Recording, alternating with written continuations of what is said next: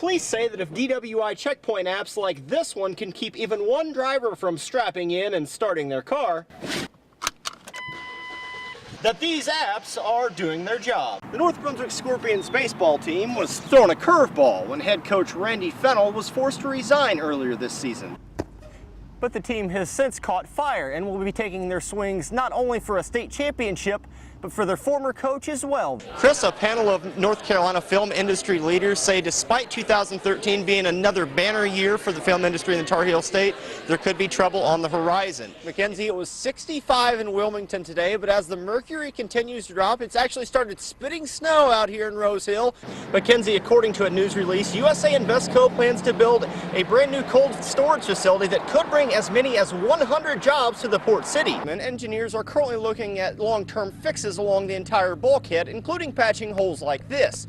However, don't expect much to change visually along the historic downtown Riverwalk. Mackenzie, believe it or not, the crowd here has actually died down a little bit from the scene earlier, but I did talk to some Black Friday professional shoppers who gave me some tips of the trade for those of you who haven't yet hit the stores yet so that you can get the best gifts. County Commissioner Brian Berger has long been requesting a seat at the table of many important county committees. However, when he finally got his shot at this morning's CFPUA meeting, his seat remained vacant. 3 at 11. A train derailment causes officials to evacuate residents of a Bladen County town. But what caused the accident? Good evening and thanks for joining us for your news at 11. I'm Holden Kurwicki. An accident caused quite a scare in Bladenboro this weekend, but this one did not involve a car. WWAY's Christina Anthony has the story in our lead at 11.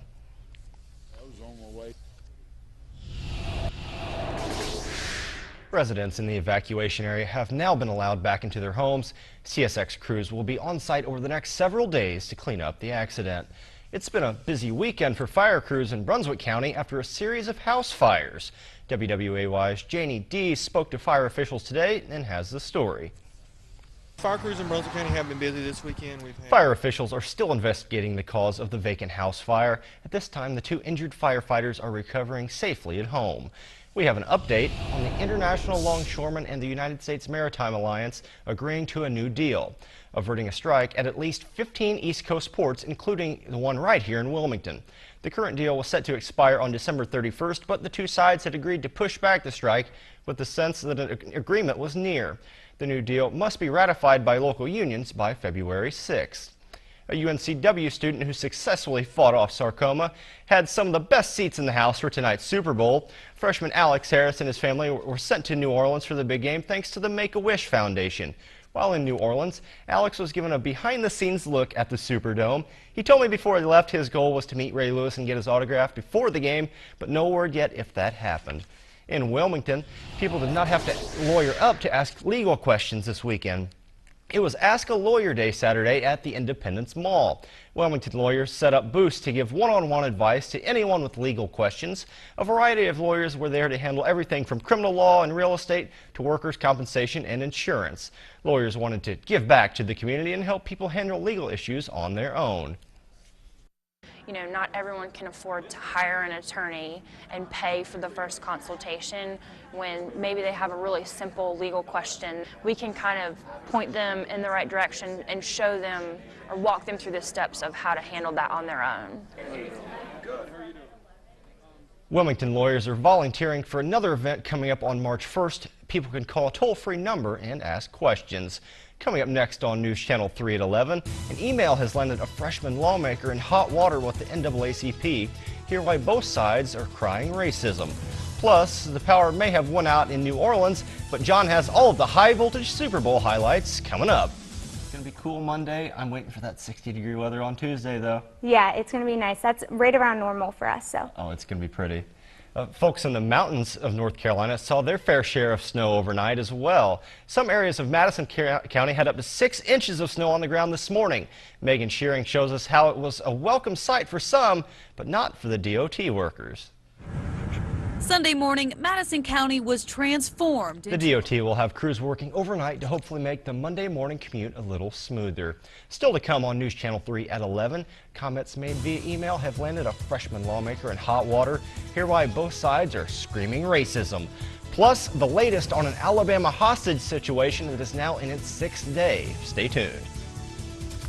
Racism is a word that makes most of us cringe, but in Raleigh today, it was flying back and forth. The state NAACP called the legislature racist after a freshman lawmaker hurled that same word at the civil rights group and its leaders. Ed Crump reports from the capital city, where it appears suits may fly as we cover the Carolinas. White House says he will file a complaint with the state bar. In tonight's Nation Watch, a vigil was held on today for a 5-year-old boy who has been held hostage in Alabama bunker since Tuesday. Police say 65-year-old Jimmy Lee Dykes boarded a school bus in Midland City, shot the driver to death, and took the child. Authorities have said there is no connection between Dykes and the boy, but have been tight-lipped about a possible motive. The FBI has been talking to the suspect through a ventilation pipe. Neighbors have pleaded for the boy to be let go. Still to come in sports, the UNCW women's basketball looks for a crucial CAA road win, and John sits down with a man who has turned the lights out on a few boxers in his day. We'll have that and more after the break. It's going to be a knockout. It's going to be a knockout. I knew he was going to say that. It's going to be a knockout. Now, Bone Crusher, I think we need to square off someday soon on the golf course. After the break, Christina will have another look at your 7-day forecast, plus a game-winning shot that you have to see to believe. Sounds great. Now, Christina, you've got to see this.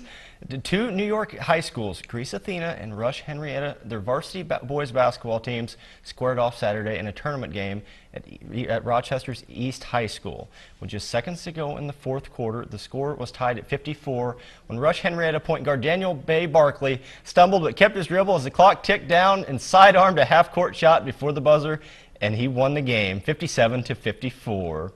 Thank you for joining us tonight for your news at 11 o'clock. Be sure to join Tim and Ashley tomorrow on Good Morning Carolina as they bring you all you need to know to get your week started off right. Thanks for watching. Have a good night.